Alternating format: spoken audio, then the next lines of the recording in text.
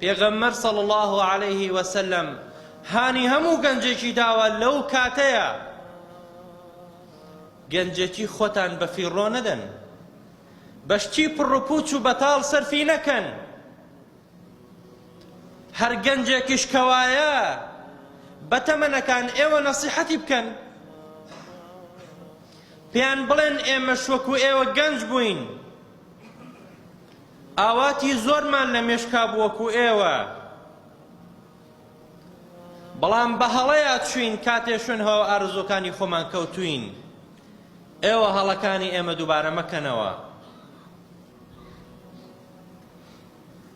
سەیری پێغەمبەران بکەن، خوای گەورە لە تەمەنی گەنجێتی ئاڵی بژاردوون، پەیامی خۆی پیان ناردوون.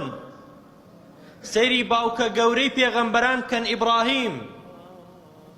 خوای گەورە دەفەرمێ وەلەقەد ئاتەینا ئیبراهیمە ڕوشدەه من قبل. هەر لە کاتی لاویە کەسێکی هۆشمەند بووە ئیبراهیم. دەیبینی ئەو خەڵکە پتە پەرستن، دارە پەرستن، شتێکە پەرستن بەدەستی خۆیان دروستێکەن، ناچوو عەقڵێەوە، ئەم شتەی بە بەتاڵدانا. بۆیە هەمیشە نەسیحەتیەکردن لە پێش هەمویانەوە. باوکی دەیفەرموو وەکو خوای تەعالا دەیجێڕێتەوە وإذ قال إبراهيم لأبيه آزر أتتخذ أصناما آلهة إني أراك وقومك في ضلال مبين. ئەمە بینم ئێوە لە گومڕایەکی ئاشکرایان کە ئەو دار و بەرتانە دەپەرستن، بۆیە سوێنی خوار کە ئەو بتانە بشکێنێ، بۆ ئەوەی کە بیسەلمێنێ ئەمانە هیچ دەسەڵاتیان نییە. وەفعلەن ئەو کاری ئەنجامدا. خەڵک کاتێ چوونە پەرستگاکانیانەوە بینیان خوایەکانیان تێک و پێک شکاوە، وتیان ئەبێ ئەمە کێوای لە خواکانمان کردبێ، بەڕاستی کەسێکی ستەمکارە. قالوا سمعنا فتى يذكرهم يقال له إبراهيم. ئێمە بیستمان کە لاوێکەیە گەنجێکەیە پێوترێ ئیبراهیم. ئەو بە خراپە باسی ئەم بتە و خۆیەکانمانی دەکرد. ئەو گەنجیان هێنا ئیبراهیم تا سزای بدەن، تا فڕێ بدەنە ئاگرێکەوە، بەڵام باچی نییە. منەتیان نازانێ کە چی لێ دەکەن بابیکەن. گەنجێکی دامەزراو ئیمانێکی بتێوی هەیە، بەتەنها خۆیەتی بەرامبەر ئومەتێ ڕاوەستاوە.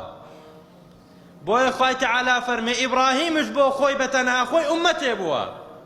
ئینە ئیبراهیمە کانە ئومە.